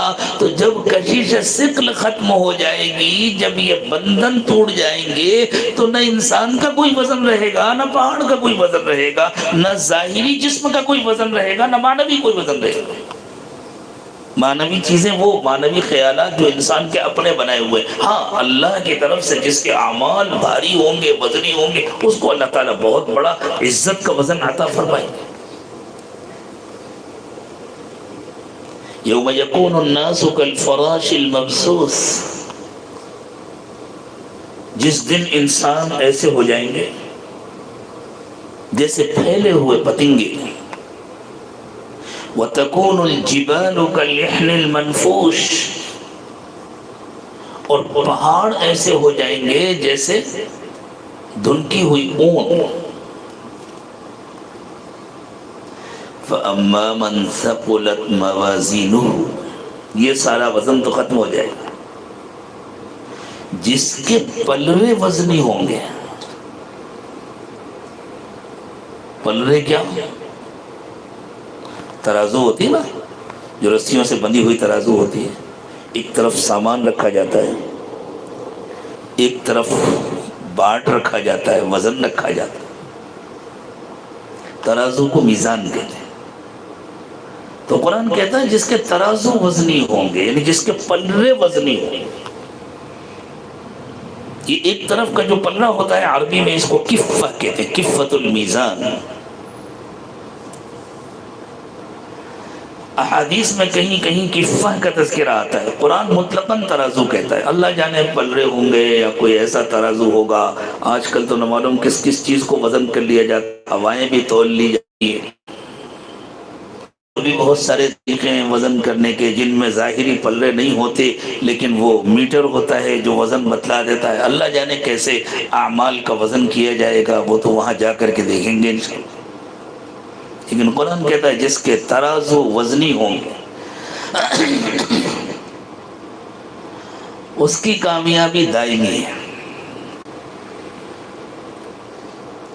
اس کو اپنی مرضی کی زندگی ملے گی. دل تو چاہتا ہے دنیا میں ہر انسان کا کہ اسے اپنی مرضی کی زندگی مل جائے, لیکن اس دنیا میں اپنی مرضی کی زندگی کسی کو نہیں مل سکتی, کسی کو نہیں مل سکتی. آپ یوں کہیں گے اگر اپنی مرضی کی زندگی نہیں مل سکتی تو پھر یہ اللہ کے نیک بندے اتنے مطمئن کیوں ہوتے ہیں؟ ان کے مطمئن ہونے کا راز یہی ہے کہ وہ اپنے کو اللہ کے حوالے کر چکے ہوتے ہیں اور انہوں نے یہ مان لیا ہوتا ہے کہ اس دنیا میں اپنی مرضی کی زندگی نہیں مل سکتی، اس لیے اللہ جس حال میں رکھتے ہیں وہ اس حال میں خوش رہتے ہیں، اس لیے مطمئن زندگی گزارتے ہیں۔ اور جو اس حقیقت کو نہیں مانتا اور ہمیشہ اس کوشش میں لگا رہتا ہے کہ میری مرضی کی زندگی ہو جائے، اس کی دولت جتنی بڑھتی ہے اس کی بے چینی اس سے زیادہ بڑھتی ہے، اس کا اقتدار جتنا بڑھتا ہے اس کی تکلیف اور بے چینی اس سے زیادہ بڑھتی ہے، اس کی عزت اور شہرت میں جتنا اضافہ ہوتا ہے اس کی پریشانی اور بے چینی میں اس سے زیادہ اضافہ ہوتا ہے۔ اس لیے کہ انسان کو اقتدار مل سکتا ہے، انسان کو ظاہری عزت مل سکتی ہے، انسان کو شہرت مل سکتی ہے، انسان کو دولت مل سکتی ہے، دنیا میں انسان کو اپنی مرضی کی زندگی نہیں مل سکتی۔ یہاں تو مطمئن وہ ہے جو اللہ کی مرضی سے راضی ہو گیا۔ اس لیے اللہ کہتے ہیں یہاں اللہ سے راضی ہو جاؤ، وہاں تمہاری مرضی چلے گی۔ یہاں تم اللہ سے راضی رہو، وہاں اللہ تم کو راضی کریں گے۔ اللہ کرے یہ راز ہمارے سمجھ میں آ جائے، خود کہنے والے کے سمجھ میں آ جائے۔ کہنا سننا بہت آسان ہوتا ہے لیکن دل میں اتر جائے یہ راز، اور سب سننے والوں کی بھی دل میں اتر جائے۔ اللہ تمام ایمان والوں کو یہ راز سمجھا دے۔ جو سمجھ جاتا ہے وہ بادشاہ بن جاتا ہے، جو سمجھ جاتا ہے وہ مطمئن ہو جاتا ہے۔ جدھر مولا ادھر شاہ دولا۔ ایک بزرگ کے پاس آ کر کسی نے پوچھا حضرت کیسے مزاج ہے؟ کہنے کہ اس کی مزاج کیا پوچھتے ہو، جس کی مرضی کے خلاف دنیا میں کوئی کام نہیں ہوتا۔ کیا بات ہے، خدائی کا دعویٰ ہے؟ حضرت کیا کہیں؟ میں نے اپنی مرضی اپنے اللہ کی مرضی میں فنا کر دی ہے۔ جو اللہ کی مرضی وہی میری مرضی ہوتی ہے۔ جو سورج نکلے تو میری مرضی، سورج ڈوبے تو میری مرضی، دن ہو تو میری مرضی، میرے مولا کی جو مرضی وہ میری مرضی۔ اس لیے میرے مزاج ہمیشہ بہت اچھے رہتے ہیں، مجھے کوئی غم نہیں، کوئی فکر نہیں، کوئی ٹینشن نہیں۔ مومن جانتا ہی نہیں ڈپریشن کسے کہتے ہیں۔ ڈپریشن تو اسی کا نام ہے نا کہ آدمی کی مرضی پوری نہیں ہوتی، وہ گھبرایا ہوا رہتا ہے۔ یہ راز سمجھ میں آ جائے، یہ مرضی چلانے کی جگہ نہیں ہے، نہیں چلائیں گے۔ وہاں من مرضی کی زندگی گزرے گی، وہاں کی تیاری کریں گے، وہاں جا کر لیں گے انشاءاللہ۔ ارجعی الی ربک راضیۃ مرضیہ، ترتیب بتلائیے اللہ نے۔ یا ایتھا النفس المطمئنہ، اے نفس مطمئنہ، یہی ہے اطمینان۔ ہم تو اللہ کے بندے ہیں، ہماری کیا مرضی، اللہ کی مرضی۔ اللہ صحت دے تو ہم صحت میں خوش، اللہ بیمار کرے تو ہم بیماری میں خوش، اللہ کھلائے تو ہم کھا کے خوش، اللہ بھوکا رکھے تو ہم بھوک میں خوش۔ نہیں برداشت ہوگی تو مانگیں گے اللہ سے، اللہ برداشت نہیں ہو رہی ہے کھلا دیجیے۔ لیکن جس حال میں اللہ رکھیں گے اللہ سے خوش رہیں گے۔ ایسے آدمی کو کوئی غمگین کر سکتا ہے؟ اور جو ہر حال میں اللہ سے خوش رہے، مطمئن رہے، اسے کوئی ڈرا سکتا ہے؟ لا خوف علیہم ولا هم يحزنون۔ اللہ نے اپنے ولیوں کی صفت بتلائی ہے، نہ انہیں کوئی ڈرا سکتا ہے، نہ انہیں کوئی غمگین کر سکتا ہے۔ جس کا یہ یقین ہو جو کرتے ہیں اللہ کرتے ہیں، اسے کون ڈرائے گا؟ کوئی کہتا ہے میں مار ڈالوں گا، معلوم ہے اللہ اس کے ہاتھ سے مروانا چاہیں گے تو میں اسی کے ہاتھ سے مروں گا، بچ نہیں سکتا۔ اور اللہ نہیں مروانا چاہیں گے تو یہ 100 مرتبہ سر کے بل کھڑے ہو جائے، مجھے مار نہیں سکتا، تو وہ اس سے تھوڑی ڈرے گا، اللہ سے ڈرے گا۔ میں تمہارا چھین لوں گا، اسے معلوم ہے اگر اللہ مجھے دینا چاہتے ہیں یہ میرا 10 روپیہ چھینے گا، اللہ 10,000 مجھے دے دیں گے، یہ میرا کیا بگاڑ لے گا، چھین لے تو اس کو نہ کوئی ڈرا سکتا ہے نہ کوئی غمگین کر سکتا ہے۔ ایسا اطمینان تو دنیا کے بادشاہوں کو بھی نصیب نہیں ہوتا۔ اسی لیے ایک بزرگ فرمایا کرتے تھے ہمارے دلوں میں جو اطمینان چھپا ہوا ہے، اگر دنیا کے بادشاہوں کو معلوم ہو جائے تو وہ اپنے لشکر لے کر چڑھائی کر دیں، جیسے وہ ملکوں کو فتح کرتے ہیں، جیسے وہ علاقوں کو فتح کرتے ہیں اور خزانوں کو لوٹتے ہیں، وہ ہمارے دلوں پر چڑھائی کر دیں سکون اور اطمینان کے اس خزانے کو لوٹنے کے لیے۔ لیکن سکون اور اطمینان کا یہ خزانہ طاقت اور فوجوں کے ذریعے حاصل نہیں ہوتا، سکون اور اطمینان کا یہ خزانہ اپنے کو 100% اللہ کے سپرد کرنے سے حاصل ہوتا ہے۔ تو اللہ نے فرمایا ایسے انسان کی جب موت کا وقت آتا ہے تو اللہ کی طرف سے فرشتے پیغام لے کر آتے ہیں، یا ایتھا النفس المطمئنہ، اے مطمئن رہنے والی روح، ارجعی الی ربک، چلو اب اپنے رب کے پاس واپس چلو، راضیۃ مرضیہ، تم ہر حال میں اللہ سے راضی رہتے تھے، تم ہر حال میں اللہ سے خوش رہتے تھے، اب تمہیں خوشخبری سنائی جا رہی، چلو وہاں اللہ تمہیں خوش کریں گے۔ مرضیہ کی یہ معنی ہے وہاں اللہ تمہیں خوش کرے گا۔ ساری پریشانی اسی کے رہتی ہے دنیا میں، یہ ہو جائے یہ ہو جائے یہ ہو جائے، اور نہیں ہوتا تو پریشان۔ عموماً انسان کے پاس ضرورت کا سامان ہوتا ہے، اور جس کے پاس ہوتا ہے وہی زیادہ پریشان رہتا ہے۔ جن کے پاس نہیں ہوتا وہ اتنے پریشان نہیں ہوتے۔ غریبوں کے مقابلے میں دولت مند زیادہ پریشان ہوتے، کم حیثیت والوں کے مقابلے میں زیادہ حیثیت والے زیادہ پریشان ہوتے، اس لیے کہ مزاج میں عجلت ہوتی ہے، بہت کم وقت میں بہت بڑے بڑے پروگرام بنا لیے جاتے ہیں جن کو پورا کرنا آسان نہیں ہوتا، پھر انسان چاہتا ہے دنیا کا نظام میری مرضی سے چلے۔ دنیا کا نظام میری اور آپ کی مرضی سے نہیں چل سکتا، دنیا کا نظام اللہ کی مرضی سے چلتا ہے۔ جنت کا نظام تمہاری مرضی سے چلے گا انشاءاللہ، تمہارا ذہن تمہارا دماغ جنت کا ریموٹ ہوگا، تمہاری مرضی سے چلے گا، وہ بھی اللہ بنائیں گے، یہ بھی اللہ کی مرضی سے ہوگا۔ اللہ نے یہاں کا نظام ایسا بنایا ہے کہ یہاں کا نظام تمہاری مرضی سے نہیں چلے گا، وہاں کا نظام اللہ ایسا بنائیں گے کہ وہاں کا نظام تمہاری مرضی سے چلے گا۔ جیسے بلوٹوتھ سے دو چیزوں کو جوڑ دیا جاتا ہے نا، ایسے اللہ تعالیٰ اپنے بلوٹوتھ سے جنت کے نظام کو جنتی کے ذہن سے جوڑ دیں گے۔ وہ بھی کرنا کیا ہوا اللہ کا ہوگا، اللہ کریں گے، اس میں بھی جنتی کا اپنا کوئی کمال نہیں ہوگا، لیکن اللہ نے یہ نظام بنایا۔ اللہ فرماتے ہیں اگر تمہارا یہ دل چاہتا ہے کہ سب کچھ تمہاری مرضی سے ہو، اگر تمہارا یہ دل چاہتا ہے کہ تمہاری پسندیدہ زندگی ملے تو پھر اچھے اعمال کرو، آخرت کے ترازوؤں کو وزنی بنانے کی فکر کرو۔ یہاں اللہ جس حال میں رکھے خوش رہو، یہاں تو ہر وقت اللہ کو راضی کرنے کی کوشش کرو۔ ہاں انسان ہو، کمزور ہو، اپنی ضرورتیں اللہ سے مانگو، جتنا اللہ دیتے اس سے مطمئن رہو۔ جیسے کسی آدمی کو ہوائی جہاز میں سفر کرنا ہے تو کھڑے ہو کے تو کرے گا نہیں، بعض لوگ تیار ہو جاتے ہیں کھڑے ہو کے کرنے۔ ایک لطیفہ سنا دیتا ہوں درمیان میں آپ کو، تھوڑا سا موڈ بدل جائے۔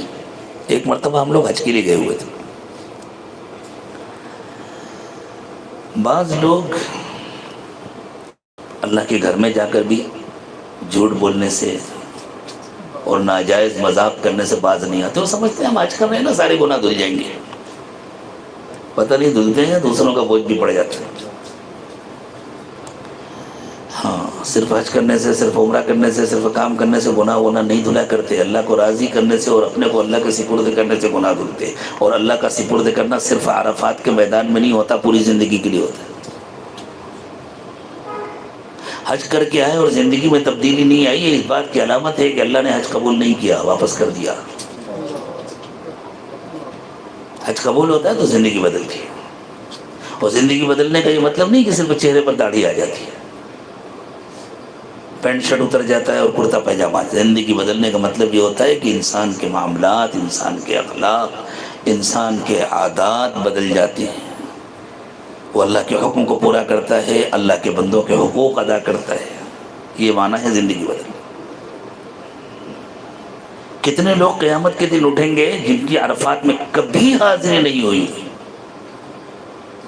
اور وہ حاجی ہوں گے، اور کتنے ایسے ہوں گے جو 50 مرتبہ حاضر ہوں گے اور وہ حاجی نہیں ہوں گے۔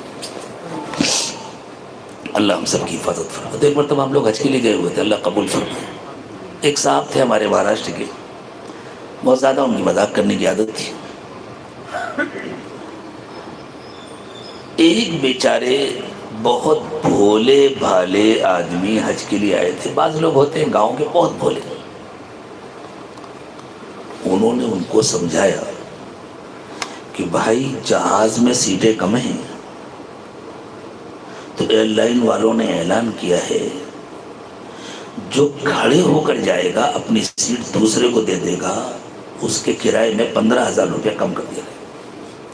اب وہ تو بیچارے ٹور آپریٹر کے پیچھے تھے کہ میں کھڑے ہو کے چلا جاؤں گا, کیا فرق پڑتا ہے, جدہ سے ممبئی 4 گھنٹہ 4.5 گھنٹے کا تو راستہ ہے, میں کھڑے ہو کے چلا جاؤں گا, میرا 15,000 بچ جائے گا. کوئی ان کو سمجھا نہیں پا رہا تھا کہ بھائی ایسا نہیں ہوتا. اس نے پٹی بنائی تھی.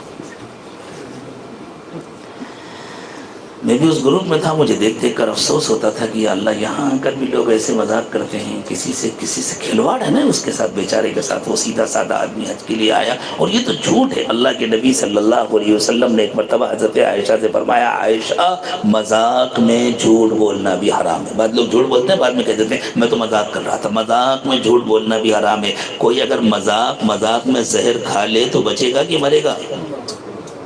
جس طرح مذاق میں بھی زہر کھانے سے آدمی مر جاتا ہے, مذاق میں بھی جھوٹ بولنا. تو ایسا تو نہیں ہوتا نا کہ کوئی آدمی کھڑے ہو کر سفر کرے. آخر جب یہ معاملہ بہت بڑھ گیا, ایک مرتبہ بیٹھے ہوئے تھے تو جن صاحب نے ان کو پٹی پڑھائی تھی, میں نے ان سے کہا اچھا یہ بتلاؤ, کوئی کھڑے ہو کر جائے گا تو اس کو 15,000 واپس ملے گا, کوئی چھت کے اوپر بیٹھ کے جائے گا تو کتنا واپس ملے گا؟ یہ میں نے سوال اس لیے کیا تاکہ جو دوسرے بیچارے ایک آدھ لوگ جو بھولے پن میں دھوکے میں آ رہے تھے ان کے سمجھ میں آ جائے کہ اچھا یہ مذاق کر رہا ہے, اس لیے حضرت نے یہ سوال کیا.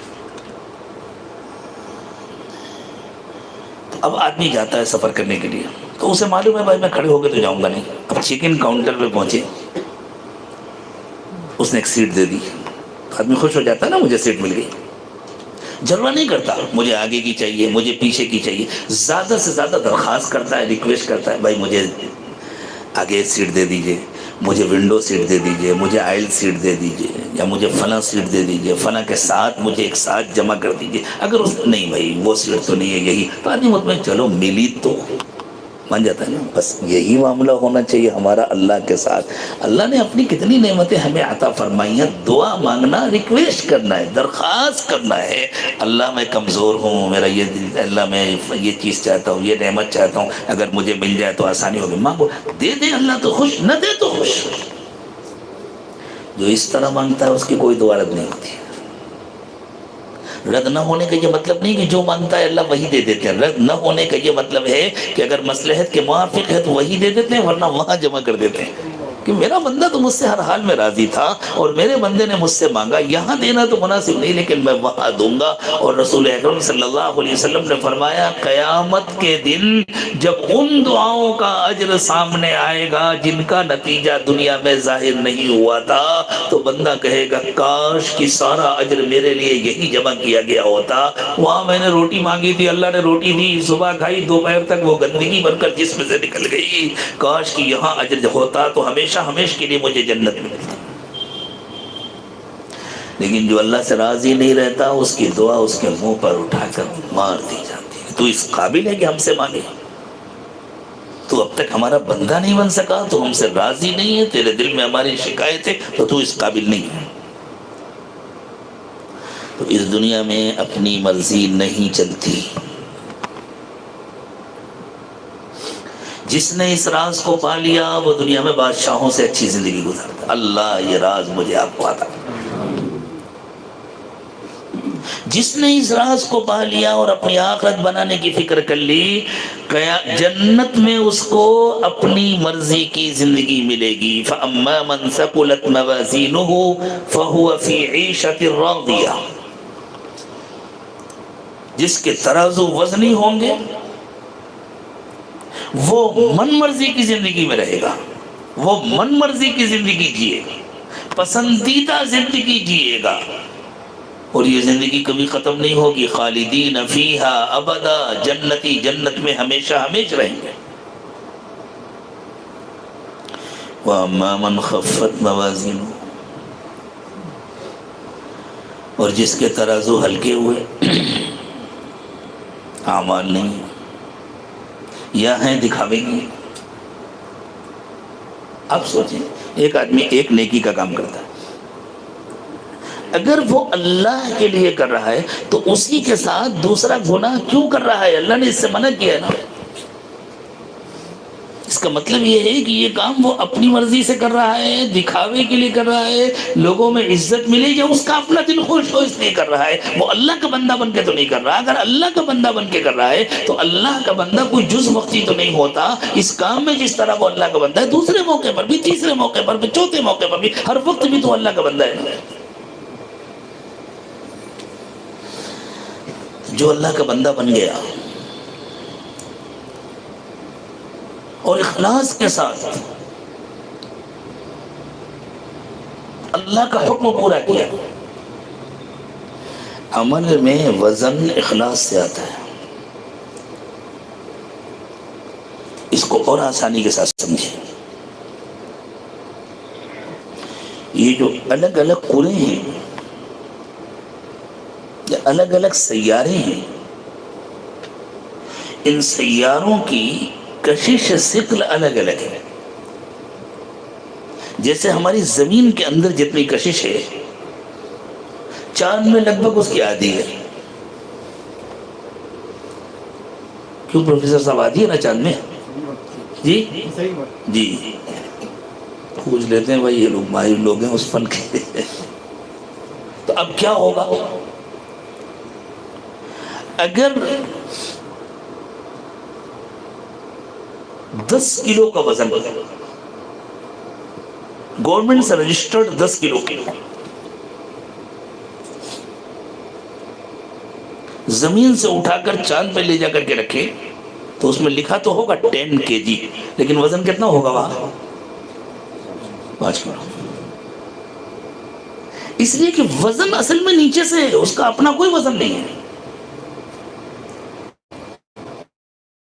کلو کا وزن وہاں لے جائیں 50 کلو ہو جائے گا، اور وہاں کا 50 کلو زمین پر لے کر کے آئے تو یہاں 100 کلو ہو جائے گا۔ یہ جو ہم عمل کرتے ہیں نا، ہماری نماز، ہمارا روزہ، بڑے خوش ہوتے ہیں، اتنی نمازیں پڑھی، اتنے قرآن پڑھے، سب کا ہم سب کو ہی وہی یاد ہے، اتنے حج کیے، اتنے عمرے کیے، اتنی بڑی مسجد بنائی، اللہ اکبر، اتنے اونچے اونچے مینارے، اتنا بڑا، کوئی وزن نہیں ہے اس میں۔ اتنا بڑا مدرسہ بنایا، اتنی بڑی خانقاہ بنائی، اتنے، بعض لوگوں کو بڑی خوشی ہوتی، اتنی بیواؤں کو امداد دیا، اور اتنی یتیم بچیوں کی شادی کرائی، اور فلاں کرایا اور فلاں، کوئی وزن نہیں اس میں۔ ان کاموں کے کرنے والے کے دل میں اللہ کی محبت کتنی ہے۔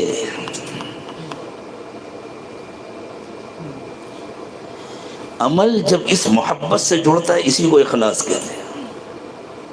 خالص اللہ کی محبت میں عمل ہو رہا ہے، اللہ کے لیے ہو رہا ہے، تو جتنی اللہ کی محبت ہوگی اتنا اخلاص ہوگا۔ اس اخلاص سے وزن پیدا ہوتا ہے۔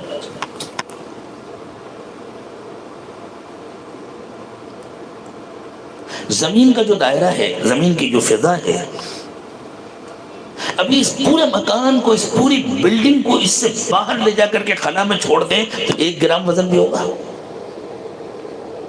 اس پوری بلڈنگ کا 1 گرام بھی وزن نہیں ہوگا۔ تو معلوم ہے وزن ہمارے اندر نہیں ہے، وزن زمین کے اندر ہے۔ اسی طرح اللہ کرے یہ راز آج ہمارے سمجھ میں آ جائے، وزن ہمارے عمل میں نہیں ہے، وزن ہمارے دل میں ہے۔ عمل بڑھائے جاتے ہیں، دل ٹھیک کرنے کی محنت نہیں ہوتی، صرف نقصان ہوتا ہے اور کچھ نہیں ہوتا، صرف نقصان۔ اور جس طرح چاند پر 100 کلو کا وزن زمین پر آ جائے تو 200 کلو ہو جاتا ہے، اسی طرح ایک عمل جو ایک انسان نے کیا اور بہت تھوڑا اس کا وزن ہے، اسی عمل کو اور اسی جیسے عمل کو دوسرا انسان کرتا ہے، اس سے ہزاروں گنا زیادہ وزن ہو سکتا ہے، اس لیے کہ اس کے دل کے اندر اللہ کی محبت ہزاروں گنا زیادہ ہے۔ اسی کی روشنی میں اس راز کو سمجھیں کہ اللہ کے رسول صلی اللہ علیہ وسلم نے فرمایا، میرا صحابی تھوڑا سا صدقہ کرے بعد والے پہاڑ کے برابر صدقہ کریں، برابر نہیں ہو سکتے. کیوں؟ میری صحبت کے نتیجے میں میرے صحابی کے دل میں جو اللہ کی محبت ہے وہ بعد والوں کو حاصل نہیں ہو سکتی. اگرچہ بعد والوں کو بھی اللہ کی محبت حاصل ہوگی لیکن اتنی نہیں حاصل ہو سکتی. جیسے چاند میں بھی کشش ہے لیکن اتنی نہیں ہے جتنی زمین میں ہے. اور بعض سیاروں میں زمین سے بھی زیادہ کشش ہے. وہاں چلے جائیں تو پیر نہیں اٹھا سکیں گے، اتنا وزن ہو جائے گا. تو وزن اصل میں دل کے اندر ہوتا ہے. جتنی اللہ کی محبت ہوگی، جتنا اخلاص ہوگا. اس لیے بہت سارے بڑے بڑے کام ہوتے ہیں، دیکھ کر او کاش کہ میرے پاس بھی ہو تو میں بھی بنوں تو ایسی مسجد بناتا، ایسا بتا. ان تمناؤں کی ضرورت نہیں ہے. اگر دل میں اللہ کی محبت ہے، اگر اللہ تم سے بنوانا چاہیں گے تمہیں دیں گے، تم بنا لو گے. تم تو اپنے دل میں اللہ کی محبت بڑھاؤ، اللہ کی یاد بڑھاؤ، اپنا اخلاص بڑھاؤ. ہو سکتا ہے تم کسی مسجد میں ایک بوری سیمنٹ دے دو اللہ کی محبت میں، اور دوسرے کسی شخص نے کروڑوں روپے کی تنہا اپنی جیب سے مسجد بنائی ہو، قیامت کے دن تمہاری ایک بوری سیمنٹ اس سے زیادہ وزنی ہو. قیامت کے دن تمہارا ایک اینٹ اس سے زیادہ وزنی ہو. قیامت کے دن تمہارا ایک حج اور تمہارا ایک عمرہ کسی کے سینکڑوں حج اور عمرے سے زیادہ وزنی ہو. قیامت کے دن تمہارا ایک پیسہ کسی کو دے دینا، ایک لقمہ کسی کو دے دینا، کسی کے ہزاروں بھوکوں کو کھانا کھلانا سے زیادہ وزنی ہو. یہ کارناموں کی لسٹیں ہوتی ہیں نا، ہم یہ کرتے ہیں، ہم یہ کرتے ہیں، ہم یہ کرتے ہیں. تو خطرے کی باتیں، کچھ نہیں رکھا ہے. اللہ کو راضی کرنا اصل ہے، اللہ کے لیے کرنا اصل ہے، اپنے کو اللہ کے سپرد کرنا اصل ہے. اتنے بڑے بڑے کارنامے اگر اللہ کے لیے انجام دیے جا رہے ہیں تو ہماری زندگی سے چھوٹے چھوٹے گناہ کیوں نہیں نکلتے؟ ہماری وعدہ خلافی کیوں نہیں ختم ہوتی؟ ہماری بدمعاملگی کیوں نہیں ختم ہوتی؟ ہمارا جھوٹ کیوں نہیں ختم ہوتا؟ ہماری دھوکے بازی کیوں نہیں ختم ہوتی؟ ہماری تنہائیاں گناہوں سے پاک کیوں نہیں ہوتی؟ یہ ہے اصل چیز. اللہ ہمیں کامل ایمان بنا، کامل ایمان عطا فرما دے. قیامت کے دن تو اعمال کا وزن ہوگا. اللہ تعالیٰ چونکہ بہت مہربان ہیں، رحمان و رحیم ہیں، اس لیے اللہ تعالیٰ نے کہا دیکھو اعمال کو وزنی بنانے کے دو طریقے ہیں. ایک تو یہ ہے کہ تم ہماری محبت دل میں بڑھانے کی خوب محنت کرو. دوسرے ہم تم کو کچھ اسپیشل چانسز بھی دیں گے. اگر تم نے اپنے دل میں ہماری محبت پیدا کی ہے تو وہ جو ہمارے اسپیشل آفر ہیں نا ان کے ذریعے تم کو بہت نفع ہو جائے گا. ایک اسپیشل آفر کل کی رات میں بھی ہے. کل جو آنے والی رات ہے وہ رات قبرستانوں میں گھومنے کے لیے نہیں ہے، وہ رات مسجدوں میں جمگھٹے لگانے کے لیے نہیں ہے، وہ رات اجتماعی عبادتوں کے لیے نہیں ہے، وہ رات گھومنے پھرنے کے لیے نہیں ہے. نوافل میں انفرادیت مطلوب ہے. بندے کا اللہ کے ساتھ معاملہ اپنے اپنے گھروں میں، اور رات بھر جاگنا بھی ضروری نہیں ہے. تب جاگ رہے ہیں، اب کیا کریں، نیند آ رہی تھی اس لیے چائے کے ہوٹل میں بیٹھ کے جاگ رہے ہیں، اور گھر میں جائیں گے تو نیند آئے گی تو موٹر سائیکلیں دوڑا رہے ہیں اور جاگ رہے ہیں. یہ شیطان کا دھوکہ ہے. ایسے موقعوں پر شیطان گناہ کراتا ہے. یہ اسپیشل آفر اللہ تعالیٰ کی طرف سے ہے، اصل میں رمضان کی شاپنگ کے لیے. غلط لفظ تو نہیں بول دیا میں نے. ایک شاپنگ تو بازاروں میں ہوتی ہے اور ایک شاپنگ ایمان والا کرتا ہے جنت کی. رمضان میں بھی تو اللہ تعالیٰ سیل لگاتے ہیں نا جنت کی. سال بھر جنت سجائی جاتی ہے ایمان والوں کے لیے، رمضان میں اللہ سیل لگاتے ہیں. تو اس کی اسپیشل شاپنگ کے لیے تاکہ رمضان کی پوری تیاری ہو جائے. شعبان کا تقریباً پورا مہینہ اللہ کے رسول صلی اللہ علیہ وسلم رمضان کی خصوصی تیاری میں گزارتے تھے، اور لگ بھگ پورا مہینہ 2-4 دن چھوڑ کر لگ بھگ پورا مہینہ اللہ کے رسول صلی اللہ علیہ وسلم روزہ رکھتے تھے. دوسری عبادتوں میں غیر معمولی اضافہ ہوتا تھا. تو بالکل رمضان کے آدھے میں اللہ تعالیٰ نے خاص رات ہمیں عطا فرمائی کہ ان میں اللہ کو راضی کر کے بندہ اللہ کا اور قرب حاصل کر لے، تاکہ اس کی تیاریوں میں جو کمی رہ گئی ہے اس کمی کی تلافی ہو جائے، اور وہ رمضان کی پوری تیاری کرے اور پھر رمضان میں جنت بنا لے۔ اس سے بڑا کوئی محروم نہیں جس کی رمضان میں بھی مغفرت نہیں ہوئی۔ فرشتوں کے سردار حضرت جبریل امین نے بددعا کی کہ وہ برباد ہو جائے، وہ تباہ ہو جائے جس کی رمضان میں بھی مغفرت نہ ہو۔ اور اللہ کے رسول انبیاء اور رسول کے سردار اور امام حضرت محمد صلی اللہ علیہ وسلم نے اس بددعا پر آمین کہی۔ اب اس کے قبول ہونے میں کیا شبہ ہے؟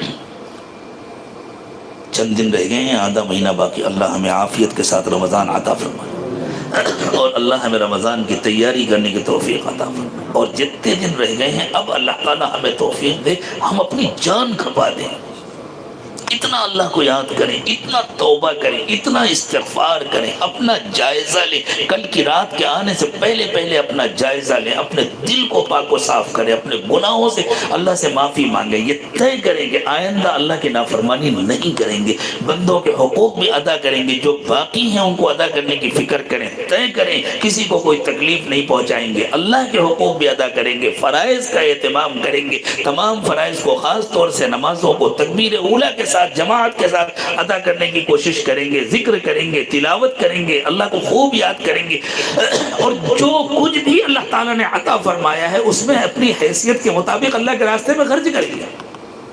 اللہ کے راستے میں خرچ کرنے کے لیے کروڑ پتی ہونا ضروری نہیں ہے۔ بعض موقعوں پر اللہ کے نبی صلی اللہ علیہ وسلم نے صحابہ کرام سے مطالبہ کیا کہ اللہ کے دین کی ضرورت ہے، کچھ لاؤ۔ جو بڑے مالدار تھے انہوں نے بڑے بڑے چندے دیے۔ بعض صحابہ ایسے بھی تھے کہ وہ کسی کھیت میں گئے، کسی باغ میں گئے، جا کر مزدوری کی اور تھوڑی سی ان کو کھجوریں ملی، بولا کہ تھوڑا سا غلہ ملا، اس میں کوئی تھوڑا سا اپنے گھر والوں کے ریٹ لیا اور تھوڑا سا نکال کے لا کے پیش کر دیا۔ ایک صحابی نے تو ایک موقع میں چند عدد کھجوریں لا کر پیش کی، وہ محنت کر کے کما کے لائے تھے، ان کے گھر میں کچھ نہیں تھا۔ اللہ کے نبی صلی اللہ علیہ وسلم نے جتنا صحابہ کرام نے چندہ دیا تھا ان سب کے اوپر رکھا اس کو، حضور نے اوپر رکھا۔ اس سے اندازہ لگائیے کہ قیامت کے دن میزان میں ان چند کھجوروں کا کتنا وزن ہوگا۔ اللہ تعالیٰ نے ہمیں موقع عطا فرمایا، یہ اللہ کا احسان ہے کہ شب برات سے ایک دن پہلے اللہ نے یہ موقع عطا فرما دیا اس گفتگو کا، ان باتوں کا۔ اللہ ہمیں اس رات کی بھی قدر کرنے کی توفیق عطا فرمائے، رمضان کی بھی خوب قدر کرنے کی توفیق عطا فرمائے۔ پھر اللہ کو معلوم ہے رمضان میں بھی میرے بندے ہیں، کمزور ہیں، محنت تو خوب کریں گے، لیکن بچہ کتنا بھی تیز دوڑے بڑوں کے برابر تو نہیں چل سکتا نا، اور بہت دور تک تو نہیں دوڑ سکتا، ضرورت تو بہت زیادہ کی ہے۔ اللہ کو معلوم ہے محنت تو خوب کریں گے، ہم نے ان کے ساتھ بہت سارے تقاضے لگائے ہوئے ہیں، بہت ساری مجبوریاں ہیں، عمریں بھی چھوٹی چھوٹی ہیں، تو اللہ کہتے ہیں اچھا چلو ایک آفر اور ہے، اگر تم واقعی محنت کرو گے تو ہم تمہیں ایک لیلۃ القدر بھی دے دیں گے۔ لیلۃ القدر خیر من الف شہر، اور اس لیلۃ القدر کی عبادت تمہارے لیے 1000 مہینوں کی عبادت سے بڑھ کر، وہ 1000 مہینوں سے بہتر ہوگی۔ یہ اللہ کی محبت ہے، یہ اللہ کی مہربانی ہے۔ اللہ کہتے ہیں میں تو دینا چاہتا ہوں، میں نے تو سیل لگائی ہوئی ہے، بس تم آؤ اور آ کر لو، جو آئے گا وہ پائے گا، جو نہیں آئے گا وہ محروم رہ جائے، جو سویا وہ کھویا۔ تو شعبان کے جو دن باقی رہ گئے ہیں اللہ ہمیں ان کی بھی قدر کرنے کی توفیق عطا فرمائے۔ اللہ رمضان کو خیر و عافیت سے ہم سب کو نصیب فرمائے۔ اس کی فکریں تو سب کو لگی ہوئی ہیں، گورنمنٹ کیا کرے گی، مسجدوں میں تراویح ہو سکے گی یا نہیں ہو سکے گی، اعتکاف ہو سکے گا یا نہیں، عجیب حال ہے انسان کا۔ جو اپنے بس میں نہیں ہے اس کے لیے بڑا فکر مند رہتا ہے، اور جو اپنے بس میں ہے اس کے لیے فکر نہیں ہوتی۔ ارے جو ہمارے بس میں ہے اس کی نیت کرو، خدا نہ خواستہ لاک ڈاؤن بھی لگ جائے، کوئی ہمیں روزہ رکھنے سے منع کرے گا، کوئی ہمیں اللہ کی یاد سے منع کرے گا، ہم گناہ چھوڑنے کی نیت کریں تو کوئی زبردستی آ کے ہم سے گناہ کرائے گا۔ ہم خوب تلاوت کرنے کی نیت کریں، کوئی آگے ہم کو تلاوت سے روکے گا؟ اللہ کا فرض ہے ابھی تو ایسا ماحول نہیں، اللہ کرے کبھی نہ ہو۔ ایسا بھی ہوا ہے دنیا میں، ملکوں میں، ایسے ملکوں کو ہم لوگ خود اپنی آنکھوں سے دیکھ کر کے آئے جہاں 70 سال تک اللہ کا نام لینا جرم تھا۔ اللہ سب کی حفاظت فرمائے۔ جو ہمارے بس میں ہے اس کی نیت کریں، انشاءاللہ اس رمضان کو وصول کریں گے۔ پتہ نہیں رمضان ملے گا یا نہیں ملے گا، آج سے شروع کریں گے، اور پتہ نہیں آج شام ہمیں ملے گی یا نہیں ملے گی، ابھی سے شروع کریں گے۔ دعا کا بھی انتظار نہیں، ابھی اسی وقت نیت کریں انشاءاللہ۔ اب اللہ کی کوئی نافرمانی نہیں کرے گی، اب کوئی گناہ نہیں کرے، ہر وقت اللہ کی یاد کو دل میں بسا۔ اور اللہ کو سب سے زیادہ کس کی زندگی پسند ہے؟ نبی صلی اللہ علیہ وسلم کی۔ نبی صلی اللہ علیہ وسلم کی زندگی کو اللہ نے نمونہ بنایا، تو پھر ہمارے آئیڈیل کون ہونے چاہیے؟ کوئی فلم اسٹار، کوئی کرکٹ اسٹار، کوئی بزنس اسٹار، یہ سب بے نور اور بے چمک اسٹارز ہیں جن میں کوئی روشنی نہیں ہے، کوئی چمک نہیں ہے۔ حقیقی اسٹار تو محمد رسول اللہ صلی اللہ علیہ وسلم۔ مسلمان کا حال یہ ہے کہ کوئی حضور کی توہین کر دے تو پورا شہر جلانے کو تیار، اپنی جان دینے کو تیار، اور خود حضور کے طریقوں کو اختیار کرنے کو تیار نہیں۔ اس سے بڑی بدنصیبی کوئی نہیں ہو سکتی۔ یہ جو شہر جلانے اور پولیس اسٹیشن جلانے اور ہنگامہ کرنے کے لیے تیار رہتے ہیں، یہ اپنے نفس کا دھوکہ ہے۔ میرے حضور کو کہا، یہ میں کا مسئلہ ہے، میں۔ ورنہ اگر واقعی حضور آئیڈیل ہیں تو ہماری زندگی میں حضور کی سنتیں کیوں نہیں آتی؟ اور جس کو حضور کا طریقہ پسند نہیں، جس کو اللہ کے محبوب کا طریقہ پسند نہیں، اللہ اسے کچھ دیں گے؟ اگر روز حج کرنے کی اجازت ہوتی تو وہ زندگی میں ہر دن حج کرے، زندگی میں ہر دن عمرہ کرے، پوری زندگی روزہ رکھے، پوری رات نماز کے لیے کھڑا رہے، ہر اربوں خربوں روپے غریبوں میں لٹاتا رہے۔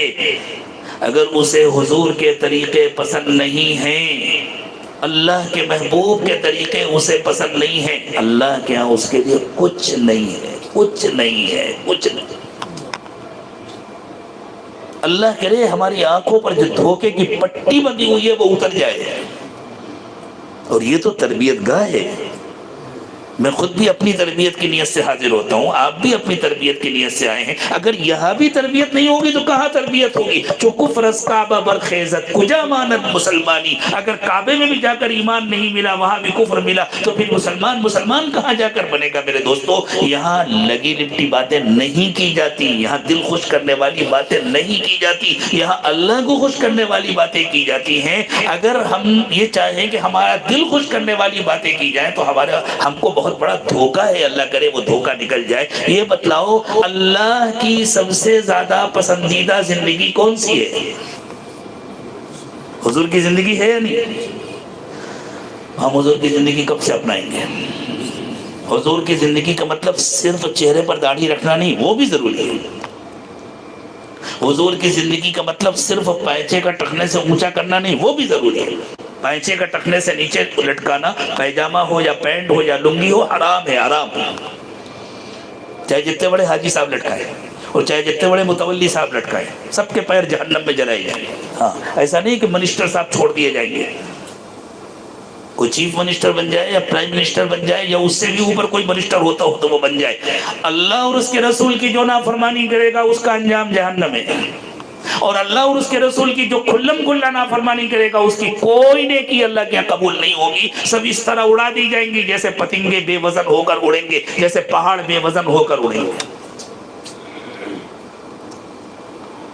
تو ہمارے چہرے بھی درست ہوں گے انشاءاللہ، ہمارا لباس بھی درست ہوگا، اس کے ساتھ ہمارے اخلاق بھی درست ہوں گے، ہمارے معاملات بھی درست ہوں گے، ہماری عبادتیں بھی درست ہوں گی، ہماری معاشرت یعنی ہماری روزمرہ کی زندگی وہ بھی درست ہوگی، ہمارے عقائد بھی درست ہوں گے، زندگی کا ہر شعبہ ہمارا اللہ کے نبی صلی اللہ علیہ وسلم کے تابع ہوگا، اور پھر ہم کوشش کریں گے کہ اللہ کے نبی صلی اللہ علیہ وسلم کے ذریعے سے جو قلبی کیفیات کی نعمت ملتی ہے اللہ اس میں بھی ہمیں حصہ نصیب فرما دے، ہمیں صبر بھی نصیب ہو، شکر بھی نصیب ہو، رضا بھی نصیب ہو، توکل بھی نصیب ہو، تفویض بھی نصیب ہو، وہ ساری صفات جن کے خزانے لٹائے ہیں اللہ تعالیٰ نے اپنے نبی صلی اللہ علیہ وسلم کے ذریعے سے، اور دنیا میں جن کا اشتاق اللہ تعالیٰ نے حضور اکرم صلی اللہ علیہ وسلم کے قلب اطہر کو بنایا ہے، اور حضور کے قلب مبارک سے جو خزانے لٹتے ہیں اللہ کرے وہ خزانے بھی ہمیں حاصل ہو جائیں۔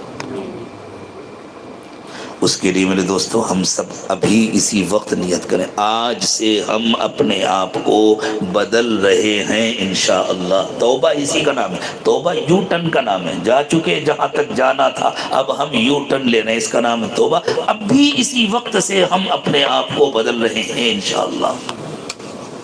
اللہ اس کی توفیق مجھے بھی عطا فرمائے، آپ کو بھی عطا فرمائے۔ اللہ شب برات کی نعمتیں، شب برات کی رحمتیں و برکتیں بھی نصیب فرمائے، رمضان کی عمومی رحمتیں و برکتیں بھی نصیب فرمائے، شب قدر کی رحمتیں و برکتیں بھی نصیب فرمائے، اور اللہ اس رمضان میں ہمیں اپنی ولایت نصیب فرما دے، اپنی نسبت کا نور عطا فرما دے، اور پھر اللہ ہم سب کو استعمال فرما کر عافیت کے ساتھ پوری دنیا میں عمومی ہدایت کے فیصلے فرما دے۔ وآخر دعوانا ان الحمدللہ رب العالمین۔ توبہ کے کلمات پڑھ لیں، دور بھی جو لوگ آن لائن شریک ہیں وہ بھی توبہ کے کلمات ساتھ ساتھ پڑھیں، جن لوگوں کا بیعت کا ارادہ ہے وہ بیعت کی نیت سے پڑھیں۔ بسم اللہ الرحمن الرحیم، لا الہ الا اللہ محمد الرسول اللہ صلی اللہ علیہ وسلم، آمنت باللہ وملائکتہ وکتبہ ورسلہ والیوم الآخر والقدر خیرہ وشرہ من اللہ تعالی والبعث بعد الموت، آمنت باللہ کما هو بأسمائہ وصفاتہ وقبلت جمیع احکامہ، اشہد ان لا الہ الا اللہ واشہد ان محمدا عبدہ ورسولہ، استغفر اللہ ربی من کل ذنب واتوب الیہ برحمتک یا ارحم الراحمین۔ ہاں میں بھول گیا تھا، اخیر کی چند آیتوں کا ترجمہ رہ گیا تھا، اس کا ترجمہ بھی عرض کر دوں تاکہ بات پوری ہو جائے ذرا قرآن پاک۔ اللہ تعالیٰ نے فرمایا فَأَمَّا مَنْ ثَقُلَتْ مَوَازِينُهُ فَهُوَ فِي عِيشَةٍ رَاضِيَةٍ، جس کے ترازو کے پلڑے وزنی ہوں گے اسے تو من مرضی کی زندگی ملے گی۔ اس جملے کی اہمیت کو پھر سے ذہن میں رکھیں کہ چونکہ یہاں کسی کو من مرضی کی زندگی نہیں مل سکتی، اور ہر انسان کی تمنا ہوتی ہے کہ مجھے من مرضی کی زندگی ملے، تو اللہ بتلا رہے ہیں یہ تمنا صرف جنت میں پوری ہو سکتی ہے۔ جو جنت سے محروم ہو گیا اس کی یہ تمنا ہی رہ جائے گی، اور جس کو جنت مل گئی اس کی تمنا پوری ہوگی۔ وَأَمَّا مَنْ خَفَّتْ مَوَازِينُهُ، اور جس نے دنیا کو من مرضی کی زندگی بنانا چاہا تو یہاں تو بنے گی نہیں، اور ترازو ہلکے رہ جائیں گے تو وہاں بھی نہیں بنے گی۔ فَأُمُّهُ هَاوِيَةٌ، اس کا ٹھکانہ تباہی ہے، تباہی، اس کا ٹھکانہ بربادی ہے۔ کیا ہے یہ بربادی؟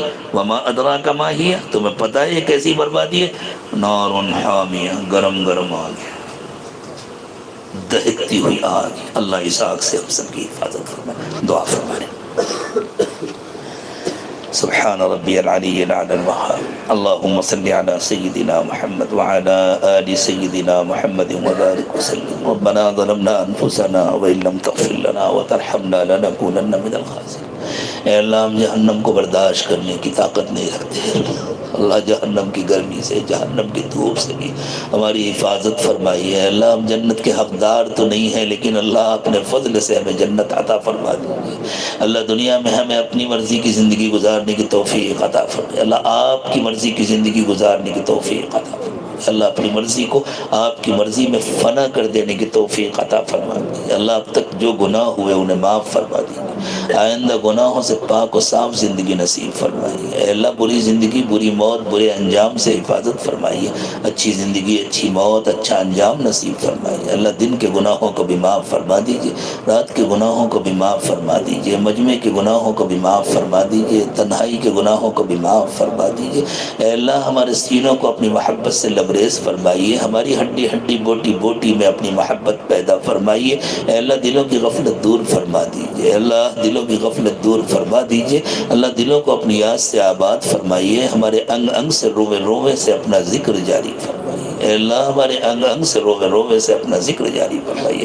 اللہ ایک لمحے کی غفلت سے بھی ہماری حفاظت فرمائیے۔ اللہ کامل اخلاص نصیب فرمائیے، اللہ کامل اخلاص نصیب فرمائیے۔ اللہ اس وقت کی توبہ کو قبول فرما لیجیے۔ اللہ ہمارے ظاہر کو 100% سنتوں سے سجا دیجیے، ہمارے باطن کو اپنی یاد سے آباد فرما دیجیے۔ اللہ تمام رذائل سے پاک و صاف فرما دیجیے، تمام خصائل و فضائل نصیب فرما دیجیے۔ اللہ ہماری تنہائیوں کو گناہوں سے پاک کر دیجیے، اللہ ہماری تنہائیوں کو گناہوں سے پاک کر دیجیے۔ اللہ ہمارے نوجوانوں کو بے داغ جوانی نصیب فرمائیے۔ اللہ چھوٹوں کی بڑوں کی بچوں کی بوڑھوں کی مردوں کی عورتوں کی اللہ سب کی حفاظت فرمائیے، نفس و شیطان کے فتنوں سے حفاظت فرمائیے، گناہوں کی گندگی سے سب کی حفاظت فرمائیے، طاعات کی عزت نصیب فرمائیے، اللہ معصیت کی ذلت سے حفاظت فرمائیے۔ اللہ ہم آپ کے کمزور بندے ہیں، اللہ روزی کی تنگی سے حفاظت، اللہ روزی کی تنگی سے حفاظت فرمائیے، ہر قسم کی پریشانیوں سے حفاظت فرمائیے۔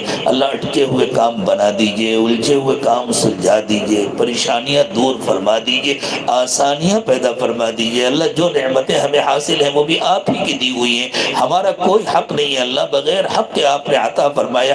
اللہ ہمیں اور جن نعمتوں کی ضرورت ہے محض اپنے فضل و کرم سے وہ بھی عطا فرمائیے۔ اللہ جو کرائے کے مکانات میں رہتے ہیں ان کو اپنے مکانات عطا فرمائیے، جو تنگ مکانات میں رہتے ہیں ان کو کشادہ مکانات عطا فرمائیے۔ اور اللہ جب ہم اپنی قبروں میں جائیں تو ہمیں ٹھنڈی آرام دہ اور کشادہ روشن قبریں عطا فرمائیے۔ اللہ قبر کی تنگی سے بھی ہماری حفاظت فرمائیے، دنیا میں مکانات کی تنگی سے حفاظت فرمائیے، دلوں کی اور رشتوں کی تنگی سے حفاظت فرمائیے، ایک دوسرے کے حقوق ادا کرنے کی توفیق عطا فرمائیے۔ اللہ پیار و محبت کی زندگی نصیب فرمائیے۔ اللہ ہمارے دلوں کو اپنی محبت سے بھر دیجئے اور اللہ ہمارے رشتوں میں بھی محبتیں پیدا فرما دیجئے، آپس میں دلوں میں ایک دوسرے کے لیے گنجائش پیدا فرما دیجئے، ایک دوسرے کے لیے نرمی پیدا فرما دیجئے۔ اللہ سب کے حقوق ادا کرنے کی توفیق عطا فرمائیے۔ اللہ چھوٹوں کو بڑوں کے حقوق ادا کرنے اور بڑوں کو چھوٹوں کے حقوق ادا کرنے کی توفیق عطا فرمائیے، دلوں کو رحمت اور محبت سے بھر دیجئے۔ اللہ جو مانگا وہ بھی عطا فرمائیے، جو مانگنا چاہیے نہیں مانگ سکے وہ بھی عطا فرمائیے۔ پیارے اللہ بغیر مانگے عطا فرمائیے۔ اللہ جب آپ نے ہمیں یہاں تک پہنچا دیا تو رمضان سے محروم نہ فرمائیے۔ اے اللہ ہمیں رمضان کی بابرکت عبادتیں نصیب فرمائیے، اللہ رمضان کی مقبول دعائیں نصیب فرمائیے، اللہ ہمیں رمضان کے ایک ایک سیکنڈ کی قدر کرنے کی توفیق عطا فرمائیے۔ اور اے اللہ ہمیں اپنی زندگی میں بار بار رمضان نصیب فرمائیے۔ اے اللہ شب برات میں ہم سب کی مغفرت فرما دیجیے۔ اے اللہ ہمارے نام اعمال دھو کے پاک کر کے صاف کر کے ہمارے سینوں کو اپنی محبت سے لبریز کر کے ہمیں رمضان کا استقبال کرنے کی توفیق عطا فرمائیے۔ اللہ دور قریب جن لوگوں نے بھی دعاؤں کے لیے کہا یا ان کو ہم سے اچھی توقعات ہیں محض اپنے فضل و کرم سے ان کی توقعات سے بڑھ کر انہیں عطا فرمائیے۔ اے اللہ ہماری بدعمالیوں کے نتیجے میں بہت دن ہو گئے، آپ نے اپنے گھر کے دروازے ہمارے لیے بند کر دیے، اللہ ہماری بدعمالیوں کو معاف فرما دیجیے، اللہ اپنے گھر کے دروازے کھول اللہ ہمیں پھر توفیق عطا فرمائیے، ہم آپ کی محبت میں ڈوب کر کے احرام باندھ کر لبیک اللہم لبیک پڑھتے ہوئے آپ کے گھر کے لیے روانہ اللہ آپ کے گھر کا طواف کریں، صفا اور مروہ کی سعی کریں، نبی اکرم صلی اللہ علیہ وسلم کی مسجد میں حاضر ہوں، آپ کے روضے پر حاضر ہوں، محبت کے ساتھ درود و سلام کا تحفہ پیش کریں۔ اے اللہ یہاں سے بھی ہم سب کی طرف سے نام برام درود و سلام کا تحفہ پہنچا دیجیے۔ اے اللہ اپنے نبی پاک صلی اللہ علیہ وسلم کی خدمت میں ہم سب کی طرف سے درود و سلام کا تحفہ پہنچا دیجیے، بے حساب رحمت نازل فرمائیے اے اللہ، اور قیامت کے دن ہمیں اپنے نبی صلی اللہ علیہ وسلم کی شفاعت نصیب فرمائیے۔ ربنا تقبل منا انك انت السميع العليم وتب علينا انك انت التواب الرحيم سبحان ربك رب العزة عما يصفون وسلام على المرسلين والحمد لله رب العالمين۔ ابھی چونکہ فوراً سفر کرنا ہے ہم لوگوں کو، اس لیے